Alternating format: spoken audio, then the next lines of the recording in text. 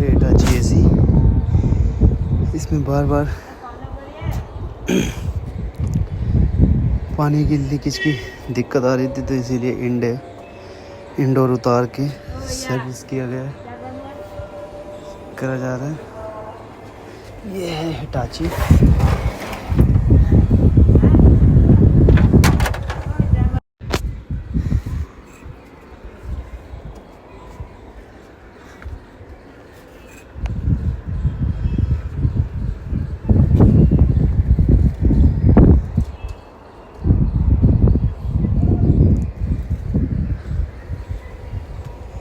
customer के terrace पर